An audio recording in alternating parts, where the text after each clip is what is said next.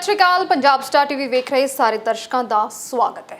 Sumedh Saini Punjab police का वो दागी अफसर जिसकी वर्दी ते सैकड़े ही नौजवानों नूं अगवा करके तशद्दद ढाउण ते दाग ने। बलवंत सिंह मुल्तानी 1991 ਦੇ ਵਿੱਚ बलवंत सिंह मुल्तानी ਦੇ ਨਾਲ भी यही हशर सैनी ਦੇ ਵੱਲੋਂ ਕੀਤਾ ਗਿਆ। सैनी उस वेले चंडीगढ़ के SSP सन जिस वेले बलवंत सिंह मुल्तानी नूं चुक्या गया ਅਤੇ सैक्टर 17 ਦੇ थाणे ਦੇ ਵਿੱਚ ਉਹਦੇ ਉੱਤੇ ਅਣਮਨੁੱਖੀ ਤੇ ਅੰਨਾ ਤਸ਼ੱਦਦ ਢਾਇਆ ਗਿਆ। इस वेले साडे नाल मौजूद ने बलवंत सिंह मुल्तानी पक्ष के वकील प्रदीप सिंह बिरक। इस वेले तुहानूं दस दईए कि इस वेले सुमेध सैनी की गिरफ्तारी दे लई पुलिस वालों लगातार छापेमारी की जा रही है, पर हाले तक सैनी की भाल जारी है, उसकी गिरफ्तारी नहीं हो सकी। इस मामले नूं गिरफ्तारी के अंजाम तक लियाउण वाले वकील प्रदीप सिंह इस वेले साडे नाल मौजूद ने। उन्हां तों जाणदे हां कि किवें अंजाम तक गिरफ्तारी के अंजाम तक वो इस केस नूं लैके आए। प्रदीप जी बहुत बहुत स्वागत है तुहाडा। शुक्रिया जी। 29 साल पहला बलवंत सिंह मुल्तानी ते तशद्दद ढाया गया जी। 29 साल बाद आखिर गिरफ्तारी का अंजाम आया। इन्ना फर्क क्यों, किवें इस केस की जिहड़ी शुरुआत है वो हुई? मैम शुरुआत ਤਾਂ ਕੇਸ ਦੀ ਇਹ ਸੀ ਕਿ 1991 ਦੇ ਵਿੱਚ ਜਦੋਂ ਬਲਵੰਤ ਸਿੰਘ ਮੁਲਤਾਨੀ ਪਹਿਲਾਂ ਤਾਂ ਸੁਮੇਧ ਸੈਣੀ ਤੇ ਅਗਸਤ 1991 ਦੇ ਵਿੱਚ ਬਲਾਸਟ ਹੋਇਆ। ਤਾਂ ਉਹਦੇ ਵਿੱਚ ਜੋ ਸੁਮੇਧ ਸਿੰਘ ਸੈਣੀ ਦਾ ਤਰੀਕਾ ਹੈ, ਵੇਖੋ ਤੁਹਾਡੇ ਦਰਸ਼ਕਾਂ ਨੂੰ ਵੀ ਪਤਾ ਸੁਮੇਧ ਸਿੰਘ ਸੈਣੀ ਕਿਹੋ ਜਿਹਾ ਅਫਸਰ ਰਿਹਾ, ਸਾਰੀ ਜ਼ਿੰਦਗੀ ਉਹਨੇ ਕਿਹੋ ਜਿਹੇ ਕੰਮ ਕੀਤੇ ਆ, ਇਹ ਕੋਈ ਲੁਕਿਆ ਨਹੀਂ ਹੈ ਤੁਹਾਡੇ ਦਰਸ਼ਕਾਂ ਤੋਂ।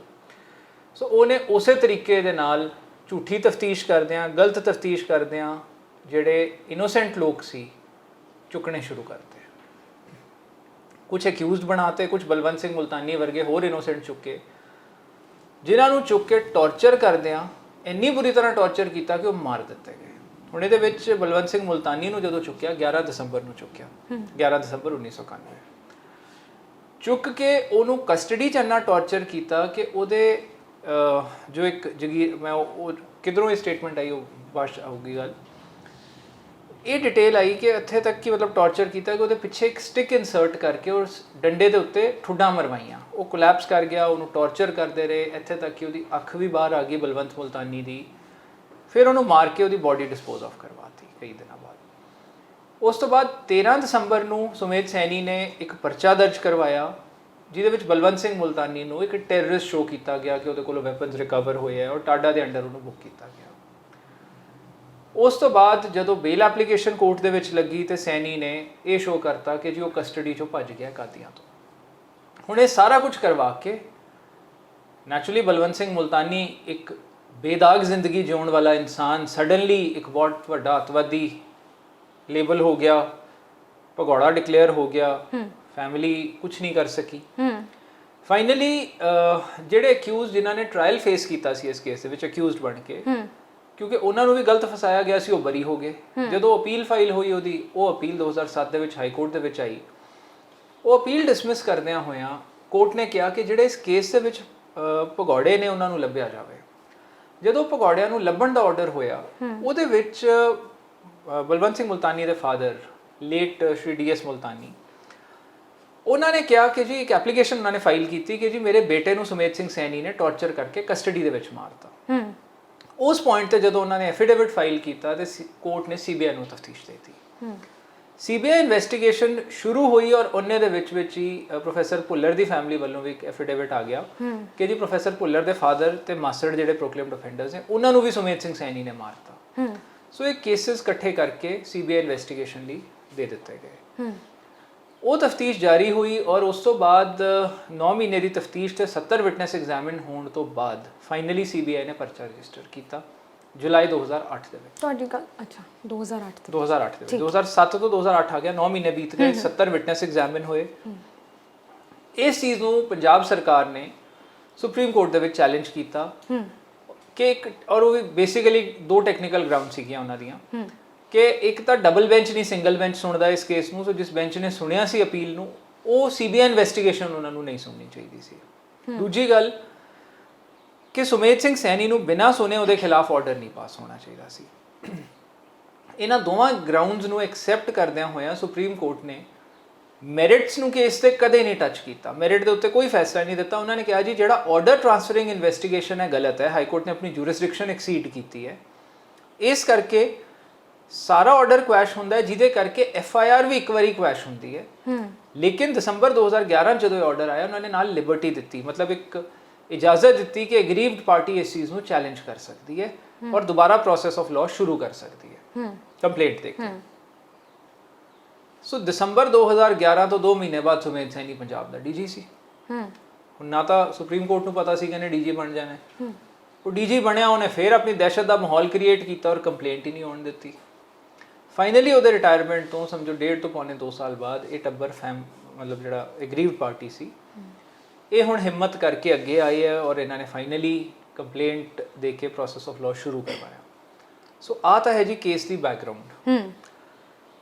ਹੁਣ ਜਦੋਂ ਕੰਪਲੇਂਟ ਦਿੱਤੀ ਗਈ ਹੈ 5 ਮਈ ਨੂੰ ਕੰਪਲੇਂਟ ਆਈ ਹੈ, 6 ਮਈ ਨੂੰ ਪਰਚਾ ਦਰਜ ਹੋਇਆ ਔਰ ਇੰਟਰਸਟਿੰਗਲੀ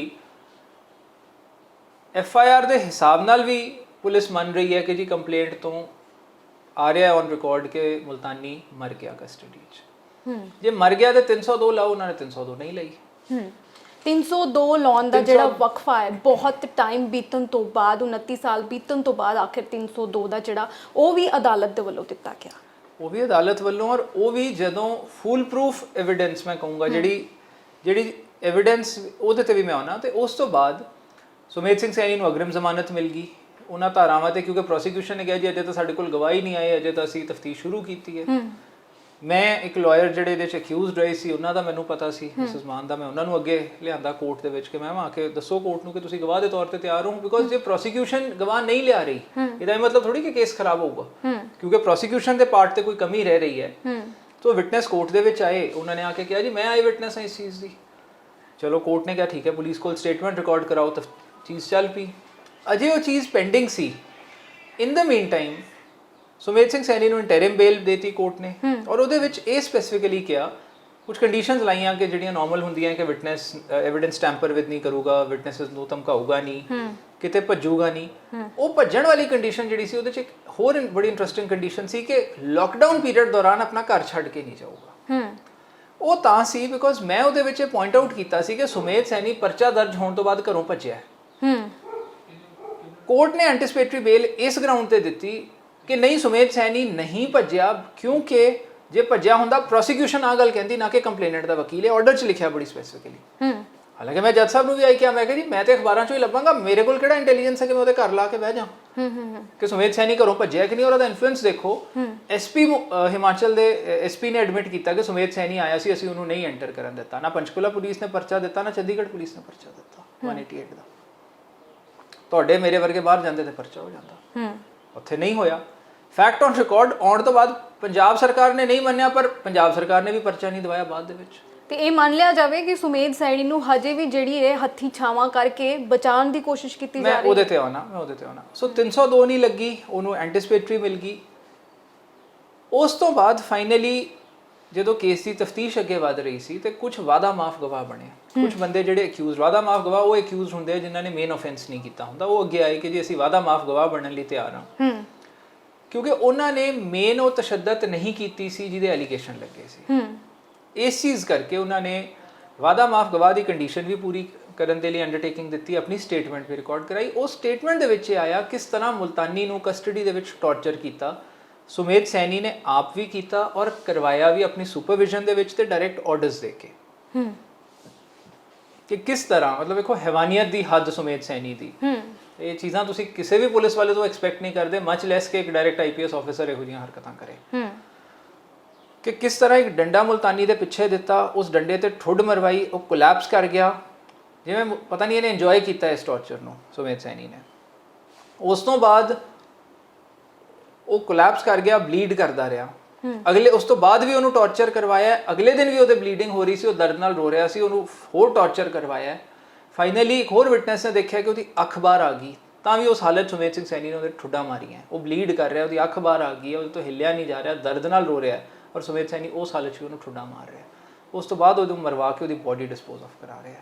ਆਹ ਸੁਮੇਧ ਸਿੰਘ ਸੈਣੀ ਦੀ ਸੱਚਾਈ ਹੈ, ਜਿਹੜੀ ਉਹਦੇ ਹੀ ਡਿਪਾਰਟਮੈਂਟ ਦੇ ਇਸ ਕੇਸ ਦੇ ਵਿੱਚ ਬਣੇ ਵਾਦਾ ਮਾਫ ਗਵਾਹ ਨੇ ਔਨ ਰਿਕਾਰਡ ਲਿਆ ਕੇ ਦੱਸੀ ਹੈ। ਦੂਜੀ ਗੱਲ, ਦੂਜੇ ਜਿਹੜਾ ਵਾਦਾ ਮਾਫ ਗਵਾਹ ਬਣਿਆ ਕੁਲਦੀਪ ਸਿੰਘ, ਉਹਨੇ ਦੱਸਿਆ ਕਿਸ ਤਰ੍ਹਾਂ ਝੂਠੇ ਕਾਗਜ਼, ਝੂਠੀ FIR ਔਰ ਇਲੀਗਲ ਵੈਪਨ ਸੁਮੇਧ ਸੈਣੀ ਵੱਲੋਂ ਇਹਦੇ ਤੇ ਪਲਾਂਟ ਕਰਵਾਉਣ ਦੇ ਆਰਡਰਸ ਹੋਏ ਔਰ ਕੀਤੇ ਗਏ ਮੁਲਤਾਨੀ ਤੇ। ਸੋ ਮੁਲਤਾਨੀ ਨੂੰ ਇੱਕ ਟੈਰਰਿਸਟ ਕਰਾਰ ਦਿੱਤਾ ਗਿਆ।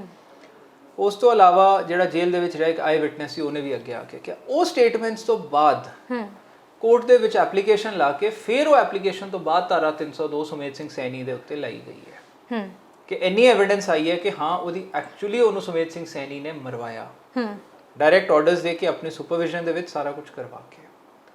ਉਹਨਾਂ ਆਰਡਰਸ ਤੋਂ ਬਾਅਦ ਧਾਰਾ 302 ਲੱਗੀ ਹੈ ਸੁਮੇਧ ਸੈਣੀ ਤੇ, ਔਰ ਹੁਣ ਉਹਦੀ ਐਂਟੀਸਪੇਟਰੀ ਬੇਲ ਫਾਈਨਲੀ ਰਿਜੈਕਟ ਹੋਈ ਹੈ। ਹੁਣ ਜੋ ਹਾਈ ਕੋਰਟ ਉਹ ਜਾ ਚੁੱਕਿਆ ਆਲਰੇਡੀ, ਚੈਲੰਜ ਉਹਨੇ ਕਰਤਾ ਹੈ, ਮੇਬੀ 2-3 ਦਿਨਾਂ 'ਚ ਕੇਸ ਲਿਸਟ ਹੋ ਜਾਊਗਾ। ਸੋ ਹੁਣ ਦੇਖਦੇ ਹਾਂ ਅੱਗੇ ਕੀ ਹੈ। SIT ਕੋਲ 2 ਮੌਕੇ ਪਹਿਲਾਂ ਸੀ, ਹੁਣ ਵੀ ਮੌਕਾ ਹੈਗਾ। ਅਸੀਂ ਤਾਂ ਬੇਲ ਕੈਂਸਲੇਸ਼ਨ ਵੀ ਜਿਹੜੀ ਇਹਨੂੰ ਮਿਲੀ ਹੈ, ਉਹਦੀ ਬੇਲ ਕੈਂਸਲੇਸ਼ਨ ਪਾ ਰੱਖੀ ਹੈ ਕਿ ਸੁਮੇਧ ਸੈਣੀ ਨੇ ਜਿਹੜੀ ਜ਼ਮਾਨਤ ਦੀਆਂ ਕੰਡੀਸ਼ਨ ਸੀ ਉਹ ਵਾਇਲੇਟ ਕੀਤੀਆਂ। ਘਰੋਂ ਭੱਜਿਆ, ਫਰਾਰ ਹੋਣਾ ਅੱਡ ਹੈ, ਔਰ ਕੰਡੀਸ਼ਨ ਸਪੈਸੀਫਿਕ ਘਰੋਂ ਬਾਹਰ ਨਾ ਨਿਕਲਣ ਦੀ ਉਹਨੂੰ ਵੀ ਵਾਇਲੇਟ ਕਰਨਾ, ਦੋਵੇਂ ਚੀਜ਼ਾਂ ਉਹਨੇ ਕੀਤੀਆਂ। ਉਸ ਤੋਂ ਇਲਾਵਾ ਵਿਟਨੈਸਸ ਨੂੰ ਧਮਕਾ ਵੀ ਰਿਹਾ ਔਰ ਐਵੀਡੈਂਸ ਵੀ ਡਿਸਟਰੋਏ ਕਰ ਰਿਹਾ। ਚਾਰੋਂ ਕੰਡੀਸ਼ਨਸ ਵਾਇਲੇਟ ਕਰ ਰਿਹਾ। ਇਹਦੇ ਤੇ ਬੇਲ ਕੈਂਸਲੇਸ਼ਨ ਪੈਂਡਿੰਗ ਹੈ 7 ਤਰੀਕ ਵਾਸਤੇ। ਅਸੀਂ ਤਾਂ ਆਪਣੇ ਵੱਲੋਂ ਉਹ ਵੀ ਕੈਂਸਲੇਸ਼ਨ ਪਾਈ ਹੋਈ ਹੈ, ਔਰ ਇੱਥੇ ਹੁਣ SIT ਤੇ ਡਿਪੈਂਡ ਕਰਦਾ ਹੈ। ਤੀਜਾ ਮੌਕਾ ਮਿਲਿਆ ਹੈ ਅਰੈਸਟ ਕਰਨ ਦਾ ਸੁਮੇਧ ਸੈਣੀ ਨੂੰ। ਮੈਂ ਹੁਣ ਆਪਣੇ ਵੱਲੋਂ ਜੋ ਐਜ਼ ਅ ਲਾਇਰ ਕਰ ਸਕਦਾ ਸੀ ਉਹਦੀ ਅਰੈਸਟ ਦੀ ਸਟੇਜ ਲਿਆਉਣ ਦੀ, ਉਹ ਲਿਆਤੀ। ਹੁਣ ਇਸ ਤੋਂ ਅੱਗੇ SIT ਦਾ ਡੋਮੇਨ ਹੈ ਕਿ SIT ਕੀ ਕਰਦੀ ਹੈ। ਰਹੀ ਗੱਲ ਤੁਹਾਡੇ ਕੁਐਸਚਨ ਦੀ ਕਿ ਸਰਕਾਰ ਉਹਨੂੰ ਬਚਾ ਰਹੀ ਹੈ, ਦੇਖੋ ਸੁਮੇਧ ਸਿੰਘ ਸੈਣੀ ਦੀ ਜੋ ਆਦਤ ਹੈ ਇੱਕ ਆਪਣੇ ਆਪ ਨੂੰ ਬੜਾ ਹੀਰੋ ਤੇ ਅਪਰਾਈਟ ਆਫੀਸਰ ਸ਼ੋਅ ਕਰਨ ਦੀ, ਉਸ ਆਦਤ ਦੇ ਤਹਿਤ ਸੁਮੇਧ ਸਿੰਘ ਸੈਣੀ ਆਹੀ ਕਰਦਾ ਹੈ ਹਮੇਸ਼ਾ ਕਿ ਉਹ ਜਾ ਕੇ ਸਾਰਿਆਂ ਨੂੰ ਕਹੂਗਾ ਜੀ ਮੈਂ ਤੇ ਬੜੇ ਉਹਨਾਂ ਬੰਦਿਆਂ ਨੂੰ ਹੱਥ ਪਾਇਆ ਜਿਹਨੂੰ ਕਿਸੇ ਨੇ ਨਹੀਂ ਪਾਇਆ। ਐਕਚੁਅਲੀ ਕੀ ਹੁੰਦਾ, ਉਹਨੇ ਝੂਠੇ ਪਰਚੇ ਕੀਤੇ ਹੁੰਦੇ ਆ। ਹੁਣ ਉਹ ਆਪਣੇ ਗਲਤ ਇੱਕ ਝੂਠ 100 ਝੂਠ ਬੁਲਵਾਉਂਦਾ ਹੈ, ਗਲਤ ਕੰਮ 100 ਗਲਤ ਕੰਮ ਕਰਵਾਉਂਦਾ ਹੈ। ਇਹ ਉਹਨਾਂ ਗਲਤ ਕੰਮਾਂ ਨੂੰ ਕਵਰ ਅਪ ਕਰਨ ਦੇ ਲਈ ਇੱਕ ਹਰ ਗੱਲ ਤੇ ਕਹਿੰਦਾ ਜੀ ਫਲਾਨੇ ਸਾਰੀ ਦੁਨੀਆ ਮੇਰੇ ਖਿਲਾਫ ਹੈ ਜੀ, ਦੇਖੋ ਮੈਂ ਤੇ ਟੈਰਰਿਜ਼ਮ ਮੁਕਾਤਾ ਤਾਂ ਮੈਨੂੰ ਇਹ ਸਾਰੇ ਤੰਗ ਕਰ ਰਹੇ। ਰਿਐਲਿਟੀ ਕੀ ਹੈ, ਉਹਨੇ ਕਿਤੇ ਵੀ ਟੈਰਰਿਜ਼ਮ ਦੇ ਖਿਲਾਫ ਲੜਾਈ ਨਹੀਂ ਲੜੀ। ਇਨੋਸੈਂਟ ਬੰਦੇ ਚੁੱਕੇ ਅੱਤਵਾਦੀ ਕਰਾਰ ਦਿੱਤਾ ਜਦੋਂ ਉਹਨਾਂ ਨੂੰ ਟੌਰਚਰ ਕਰਦਿਆਂ ਨੂੰ ਮਾਰਤਾ। ਮੁਲਤਾਨੀ ਕੇਸ ਇਹਦੀ ਐਗਜ਼ਾਮਪਲ, ਦੇ ਫਾਦਰ ਤੇ ਮਾਸੜੇ ਦੀ ਐਗਜ਼ਾਮਪਲ ਨੇ। ਔਰ ਜਿਹੜਾ ਸੁਮੇਧ ਸਿੰਘ ਸੈਣੀ ਲੁਧਿਆਣਾ ਦੇ ਇਨੋਸੈਂਟ ਬੰਦਿਆਂ ਨੂੰ ਮਾਰਨ ਦੇ ਲਈ, ਇਨੋਸੈਂਟ ਫੈਮਿਲੀ ਮੈਂਬਰਸ ਨੂੰ ਐਲੀਮੀਨੇਟ ਕਰਨ ਲਈ, ਇੱਕ ਫੈਮਿਲੀ ਦੇ 3 ਮੈਂਬਰਸ ਮਾਰੇ ਹੈ। ਜਿਹੜੀ CBI ਜਿਹਦੇ 'ਚ ਇਹਨੂੰ ਪ੍ਰੋਸੀਕਿਊਟ ਕਰ ਰਹੀ ਹੈ, ਉਹਦੇ CBI ਦਾ ਕਹਿਣਾ ਹੈ ਕਿ ਪਰਸਨਲ ਦੁਸ਼ਮਣੀ ਕਰਕੇ ਸੁਮੇਧ ਸੈਣੀ ਨੇ ਉਹ ਬੰਦੇ ਮਾਰੇ। ਉਹਨਾਂ ਦਾ ਕੋਈ ਉਹ ਕ੍ਰਿਮੀਨਲਸ ਨਹੀਂ ਸੀ, ਕੁਝ ਨਹੀਂ ਸੀ, ਉਹਨਾਂ ਦਾ ਕੋਈ ਵੀ ਮਤਲਬ ਟੈਰਰਿਜ਼ਮ ਦੇ ਨਾਲ ਲੈਣਾ ਦੇਣਾ ਨਹੀਂ ਸੀ। ਔਰ ਦੂਜੀ ਗੱਲ, ਮੰਨ ਲਓ ਟੈਰਰਿਸਟ ਵੀ ਸੀ, ਕੀ ਪੁਲਿਸ ਵਾਲੇ ਨੂੰ ਅਥਾਰਟੀ ਹੈ ਕਿ ਉਹ ਕਿਸੇ ਟੈਰਰਿਸਟ ਨੂੰ ਮਾਰ ਸਕੇ ਫੜ ਕੇ ਕਸਟਡੀ 'ਚ? ਬਿਲਕੁਲ ਵੀ ਨਹੀਂ। ਉਹ CBI ਉਹਨੂੰ ਪ੍ਰੋਸੀਕਿਊਟ ਕਰ ਰਹੀ ਹੈ ਇਨੋਸੈਂਟ ਬੰਦਿਆਂ ਨੂੰ ਮਾਰਨ ਲਈ। ਔਰ ਦੂਜੇ ਪਾਸੇ ਉਹੀ ਸੁਮੇਧ ਸਿੰਘ ਸੈਣੀ ਵਾਰੀ-ਵਾਰੀ ਆ ਸ਼ੋਅ ਕਰ ਰਿਹਾ ਹੈ ਕਿ ਕਿਸ ਤਰ੍ਹਾਂ ਵੱਡੀਆਂ ਫੋਰਸਿਸ ਉਹਨੂੰ ਤੰਗ ਕਰ ਰਹੀਆਂ, ਉਹਨੂੰ ਝੂਠੇ ਮੁਕੱਦਮਿਆਂ 'ਚ ਫਸਾ ਰਹੀਆਂ, ਜੋ ਕਿ ਬਿਲਕੁਲ ਗਲਤ ਹੈ। ਜੇ ਸਰਕਾਰ ਸੁਮੇਧ ਸਿੰਘ ਸੈਣੀ ਦੇ ਖਿਲਾਫ ਜਾਣਾ ਚਾਹੁੰਦੀ ਤੇ ਉਹਨੂੰ ਕੋਈ ਰੋਕ ਹੀ ਨਹੀਂ ਸਕਦਾ ਸੀ। ਮਤਲਬ ਸੁਮੇਧ ਸਿੰਘ ਸੈਣੀ ਨੂੰ ਕੋਈ ਬਚਾ ਹੀ ਨਹੀਂ ਸਕਦਾ ਸੀ। ਸੁਮੇਧ ਸਿੰਘ ਸੈਣੀ ਭੱਜ ਹੀ ਨਹੀਂ ਸਕਦਾ ਸੀ ਕਿਤੇ। ਸੁਮੇਧ ਸਿੰਘ ਸੈਣੀ ਹੁਣ ਤੱਕ ਅਰੈਸਟ ਹੋ ਗਿਆ ਹੁੰਦਾ ਬੜਾ ਸੌਖਾ। ਉਹ ਅਰੈਸਟ ਤਾਂ ਹੀ ਨਹੀਂ ਹੋਇਆ ਕਿਉਂਕਿ ਸਰਕਾਰ ਨਾ ਉਹਨੂੰ ਬਚਾ ਰਹੀ ਹੈ, ਨਾ ਉਹਨੂੰ ਪਰਸੀਕਿਊਟ ਕਰ ਰਹੀ ਹੈ। ਪ੍ਰੋਸੀਕਿਊਟ ਨਹੀਂ, ਪਰਸੀਕਿਊਟ ਕਿ ਉਹਦੇ ਪਿੱਛੇ ਪੈਣਾ, ਕਿ ਜਿਵੇਂ ਉਹ ਕਹਿੰਦਾ ਵੈਂਡੇਟਾ। ਕੋਈ ਵੈਂਡੇਟਾ ਸਰਕਾਰ ਵੱਲੋਂ ਨਹੀਂ ਹੈ। ਜੇ ਸਰਕਾਰ ਵੱਲੋਂ ਵੈਂਡੇਟਾ ਹੁੰਦਾ ਮੈਨੂੰ ਐਜ਼ ਅ ਲਾਇਰ ਕੁਝ ਨਾ ਕਰਨਾ ਪੈਂਦਾ। CM ਸਾਹਿਬ ਚਾਹੁੰਦੇ 3.5 ਸਾਲ ਤੋਂ ਸਰਕਾਰ ਹੈ ਉਹਨੂੰ ਚੁੱਕ ਕੇ ਅੰਦਰ ਦਿੰਦੇ। ਹਾਂ, ਲੈਬਸ ਕੁਝ ਆਫਿਸਰਸ ਦੇ ਪਾਰਟ ਤੇ ਹੋ ਰਿਹਾ ਹੈ, ਉਹਨੂੰ ਤਫਤੀਸ਼ ਦੀਆਂ ਡਿਟੇਲਸ ਕਿੱਥੋਂ ਮਿਲ ਰਹੀਆਂ ਉਹ ਸੁਮੇਧ ਸੈਣੀ ਜਾਣਦਾ ਹੈ। ਉਹ ਹੋ ਸਕਦਾ SIT ਦੇ ਮੈਂਬਰਸ ਨਾ ਵੀ ਦੇ ਰਹੇ ਹੋਣ, ਕੋਈ ਲੋਅਰ ਸਟਾਫ ਦੇ ਰਿਹਾ ਹੋਵੇ, ਮੈਨੂੰ ਨਹੀਂ ਪਤਾ। ਮੈਂ SIT ਤੇ ਸਵਾਲ ਨਹੀਂ ਚੁੱਕਣੇ ਚਾਹੁੰਦਾ, ਪਰ ਉਹਨੂੰ ਅਰੈਸਟ ਕਰਨਾ ਉਹਨਾਂ ਦੀ ਮਰਜ਼ੀ ਹੈ। ਕੌਣ ਬਚਾ ਰਿਹਾ ਹੈ ਕੌਣ ਨਹੀਂ, ਇਹ ਤਾਂ ਹੁਣ ਤੁਹਾਡੇ ਦਰਸ਼ਕ ਡਿਸਾਈਡ ਕਰਨ, ਜਾਂ ਜਿਵੇਂ ਕਿ ਹੁਣ ਸੱਚਾਈ ਅੱਗੇ ਆਉਂਦੀ ਹੈ ਉਹਦੇ ਤੋਂ ਪਤਾ ਲੱਗੂਗਾ। ਸੁਮੇਧ ਸੈਣੀ ਜਿਹੜਾ ਨਾਮ, ਮਤਲਬ ਇੱਕ ਖੌਫ ਦਾ ਨਾਮ ਕਹਿ ਲਓ, ਇਹੋ ਜਿਹੇ ਕੰਮ ਸੁਮੇਧ ਸੈਣੀ ਦੇ ਸਾਹਮਣੇ ਆਏ ਨੇ ਜਿਹਦੇ ਨਾਲ ਬੜੀ ਉਹਨਾਂ ਦੀ ਛਵੀ ਜਿਹੜੀ ਹੈ ਸੁਮੇਧ ਸੈਣੀ ਦੀ ਬੜੀ ਖਤਰਨਾਕ ਰਹੀ ਹੈ। ਤੇ ਜਦੋਂ ਤੁਹਾਡੇ ਸਾਹਮਣੇ ਬਲਵੰਤ ਸਿੰਘ ਮੁਲਤਾਨੀ ਦਾ ਕੇਸ ਆਇਆ, ਸੁਮੇਧ ਸਿੰਘ ਸੈਣੀ ਦੇ ਨਾਲ ਜੁੜੇ ਹੋਏ ਤਾਰ ਸੀ, ਤਾਂ ਤੁਸੀਂ ਕਿਵੇਂ ਸੋਚਿਆ ਕਿ ਮੈਂ ਇਸ ਕੇਸ ਨੂੰ ਹੱਥ ਪਾਵਾਂ? ਕਿਉਂਕਿ ਸੁਮੇਧ ਸੈਣੀ ਨੂੰ ਜੋ ਵੀ ਹੱਥ ਪਾਉਂਦਾ ਸੀ, ਤੁਸੀਂ ਖੁਦ ਕਹਿ ਰਹੇ ਹੋ ਕਿ ਉਹਨਾਂ ਨੂੰ ਡਰਾਉਣ ਤੇ ਧਮਕਾਉਣ ਦੀ ਕੋਸ਼ਿਸ਼ ਕਰਦਾ ਸੀ। ਇਸ ਦੌਰਾਨ ਤੁਹਾਡੇ ਨਾਲ ਵੀ ਕੁਝ ਅਜਿਹੀਆਂ ਗੱਲਾਂ ਤੁਹਾਡੇ ਨਾਲ ਹੋਈਆਂ ਹੋਣ ਧਮਕੀ ਭਰੀਆਂ? ਹਾਂ, ਵੇਖੋ ਪਹਿਲੀ ਗੱਲ ਤਾਂ ਜਿੱਥੇ ਤੱਕ ਸੁਮੇਧ ਸੈਣੀ ਦਾ ਰਵੱਈਆ ਧਮਕਾਉਣ ਦਾ ਔਰ ਡਰਾਉਣ ਦਾ, ਉਹ ਚੀਜ਼ਾਂ ਇਹ ਕਰਦਾ ਰਿਹਾ। ਮੇਰੇ ਕੋਲ ਤਾਂ ਕੇਸ ਦੇ ਵਿੱਚ, ਕਿਉਂਕਿ ਭੁੱਲਰ ਫੈਮਿਲੀ ਵੱਲੋਂ ਜਿਹੜੇ ਲਾਇਰ ਸੀ ਸੁਪਰੀਮ ਕੋਰਟ, ਮੈਂ ਉਹਨਾਂ ਦੇ ਨਾਲ ਸੀ। ਸੋ ਇਸ ਕਰਕੇ ਆ ਕੇਸ ਦੇ ਵਿੱਚ ਤਾਂ ਮੈਂ ਬਹੁਤ ਦੇਰ ਤੋਂ ਜੁੜਿਆ ਹੋਇਆ। ਸੋ ਕਿਹੜੇ ਈਅਰ ਦੇ ਵਿੱਚ ਤੁਸੀਂ ਜੁਆਇਨ ਕੀਤਾ ਬਲਵੰਤ ਸਿੰਘ ਮੁਲਤਾਨੀ ਦਾ ਕੇਸ? ਨਹੀਂ, ਉਹ ਤਾਂ ਜਦੋਂ ਆ ਕੇਸ 2008 onwards ਸ਼ੁਰੂ ਹੋਇਆ, ਸੁਪਰੀਮ ਕੋਰਟ ਗਿਆ ਮੈਟਰ, ਮੈਂ ਉਦੋਂ ਜਿਹੜੇ ਮਿਸਟਰ ਬਾਲਗੋਪਾਲ ਲਾਇਰ ਸੀ ਉਹਨਾਂ ਨੂੰ ਇਸ ਕੇਸ ਦੇ ਵਿੱਚ ਅਸਿਸਟ ਕੀਤਾ ਸੀ। ਓਕੇ। ਪਰ ਉਦੋਂ ਉਹ ਪ੍ਰੋਫੈਸਰ ਭੁੱਲਰ ਫੈਮਿਲੀ ਵੱਲੋਂ ਪੇਸ਼ ਹੋ ਰਹੇ ਸੀ। ਠੀਕ ਹੈ। ਸੋ ਹੁਣ ਮੁਲਤਾਨੀ ਫੈਮਿਲੀ ਵੱਲੋਂ ਮੈਂ ਵਕੀਲ ਹਾਂ। ਦੇਖੋ, ਜਿੱਥੇ ਤੱਕ ਸੁਮੇਧ ਸਿੰਘ ਸੈਣੀ ਦਾ ਸਵਾਲ ਹੈ, ਜਿਹੋ ਜੀ ਉਹਦੀ ਤਸ਼ੱਦਦ ਦੀਆਂ ਐਗਜ਼ਾਮਪਲ ਸਾਹਮਣੇ ਆਈਆਂ, ਜਿਹੋ ਜਿਹਾ ਉਹਨੇ ਇੱਕ ਖੌਫ ਦਾ ਮਾਹੌਲ ਕ੍ਰੀਏਟ ਕਰਨ ਦੀ ਕੋਸ਼ਿਸ਼ ਕੀਤੀ ਔਰ ਜਿੰਨੀ ਘਟੀਆ ਕਿਸਮ ਦੇ ਉਹਨੇ ਟੌਰਚਰਸ ਇੰਟਰੋਡਿਊਸ ਕੀਤੇ ਹੈ, ਮੈਂ ਇੱਕ ਬੜੀ ਕਲੀਅਰ ਗੱਲ ਕਹਿਣੀ ਚਾਹੁੰਦਾ ਕਿ ਇਹ ਇਨਸਾਨੀਅਤ ਦੀ ਨਹੀਂ, ਹੈਵਾਨੀਅਤ ਦੀ ਨਿਸ਼ਾਨੀ ਹੈ। ਸੁਮੇਧ ਸਿੰਘ ਸੈਣੀ ਇੱਕ ਨਿਹਾਇਤ ਡਰਪੋਕ ਇਨਸਾਨ ਹੈ। ਦਲੇਰ ਇਨਸਾਨ ਕਿਸੇ ਦੇ ਹੱਥ ਬੰਨ੍ਹ ਕੇ ਉਹਨੂੰ ਕਸਟਡੀ 'ਚ ਲੈ ਕੇ ਆਏ ਟੌਰਚਰ ਨਹੀਂ ਕਰਦਾ। ਸਾਨੂੰ ਗੁਰੂ ਸਾਹਿਬ ਨੇ ਇਹ ਸਿਖਾਇਆ ਹੈ, 1.25 ਲੱਖ ਤੇ ਇੱਕ ਲੜਾਓ। ਇਹ ਐਟੀਟਿਊਡ ਸਿਖਾਇਆ, ਇੱਕ ਜਜ਼ਬਾ ਸਿਖਾਇਆ ਹੈ। ਇੱਕ ਬੰਦੇ ਦਾ ਜਿਗਰ 1.25 ਲੱਖ ਨਾਲ ਲੜਨ ਦਾ।